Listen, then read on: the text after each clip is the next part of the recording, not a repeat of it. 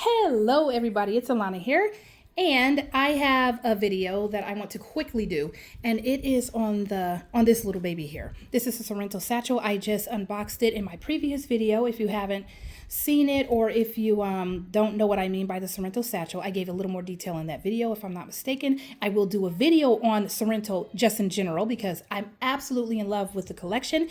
Sorrento is part of the Odds and Ends collection, and the odds and ends are pieces that have been produced using excess stock from European tanneries.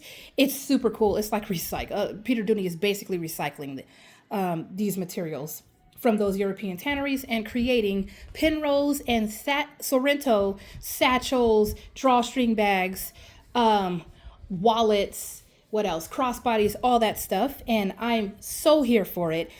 Pinrolls I haven't gotten into. Sorrento I have gotten into it within the past couple of months, and I absolutely love the collection. Love every single bit of Sorrento leather that I have seen so far, and I love the satchel especially, but all the Sorrento leather I love. It's full grain vegetable tan leather. By the way, just in case you didn't know, full grain vegetable tanned, guys. So like the Florentine bags, however, pebble leather.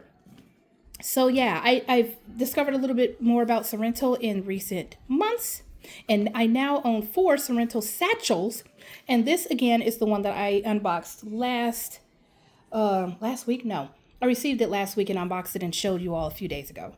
But yeah, anyway, this is a Sorrento satchel. This was $127. It was a doorbuster on I Love Dooney, and I was not expecting much because, again, it was $127, and Sorrento bags retail for $508, and the stores generally have them price pointed at $188.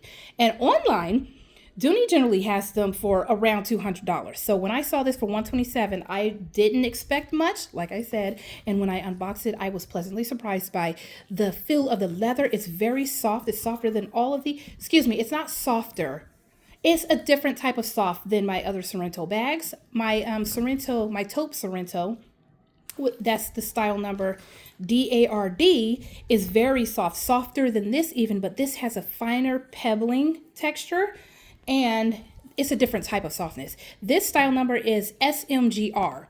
So, yeah, I've seen this on the website. I think I've seen this before, and it was also quite cheap then. So this is the second time I've seen it at that low price. I wasn't nervous because you can always send it back. If I wasn't satisfied, I could send it back. However, I was pleasantly surprised.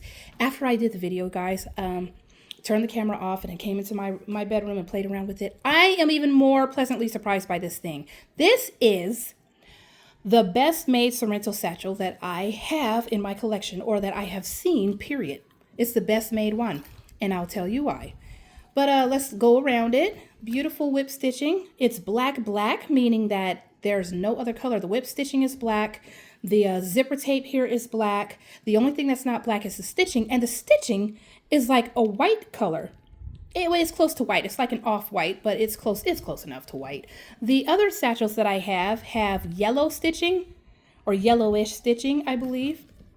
Kind of like, I think it's a little lighter yellow than the regular Florentine and some of the other collections stitching that Dooney does. Excuse me. So anyway, I looked this baby around, and it still doesn't have strips on the bottom, but I honestly don't care about that. It just raises the feet off the bag, off the surface, just a tiny bit more.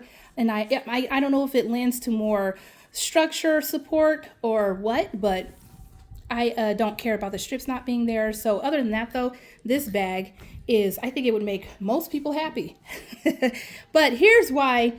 I just knew, when I looked it over, I knew that this bag was made incredibly well. I couldn't put my finger on it really until I checked the interior tag. Oh, by the way, here's the interior. It's that beautiful light colored material. They're linen cotton blend.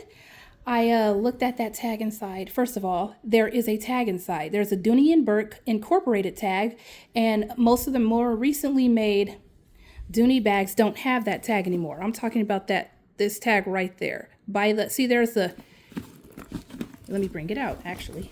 Why not? I don't like doing this, but I will for you guys. So here's the key leash, right? And then there's this black tag down there telling us where it was made. And then it has this Dooney and Bourke Incorporated tag, which is a tag with a serial number on the back, and it has been here. I don't know how long. I'm not a vintage collector. I don't know anything about before like 2013 or 14, because that's when I really started looking at Dooney. But it has this tag, and so I thought, what? They're not making bags with the newer bags. Don't have this tag anymore. And then I looked at the made in tag. This thing was made in Vietnam. Made in Vietnam, which explains why structurally or the craftsmanship is better.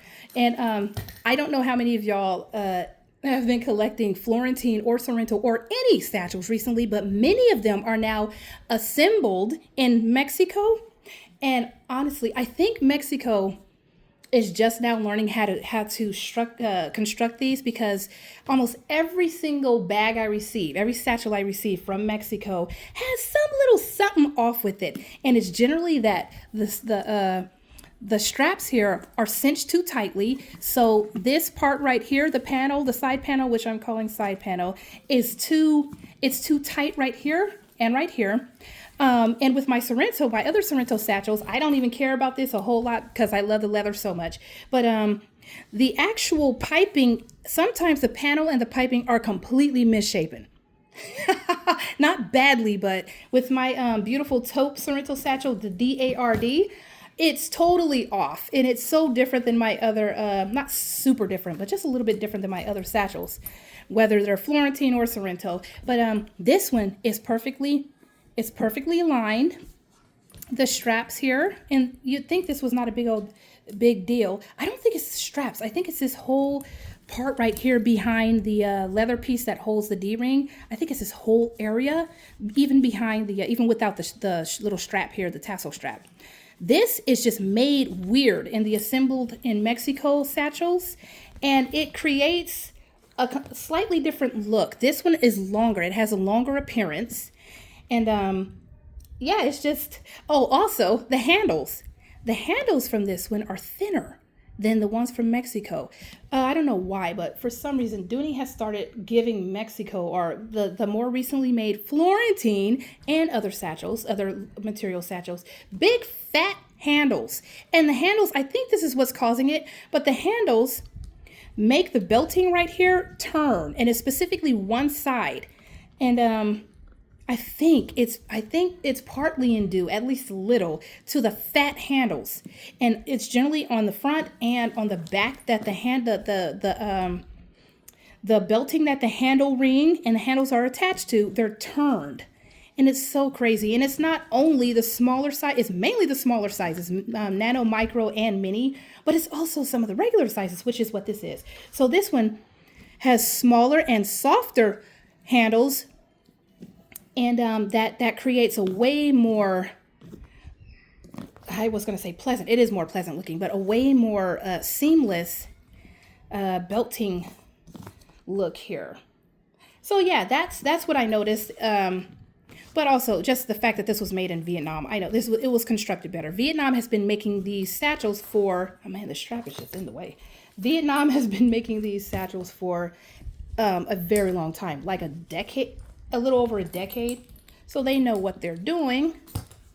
In Mexico, again, they're not bad. It's just they're not, the craftsmanship isn't quite up to par, to be totally honest with you. And I say that because I own quite a few assembled in Mexico satchels, and I own and have owned quite a few Vietnam-made satchels. Vietnam doesn't make every single style the best. The Philippines make one whole collection.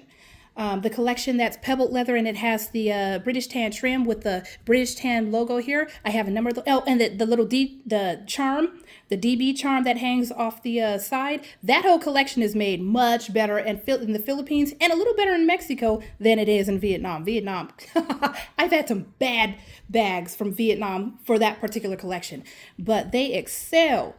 They excel with the satchel. So I'm so excited to have this baby because it was made in Vietnam. I'm so excited.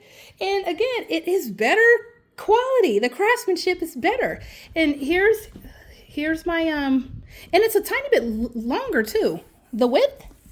So the newest bags are also like almost an inch shorter, all like in height and depth and in length, if I'm not mistaken, the width from end to end.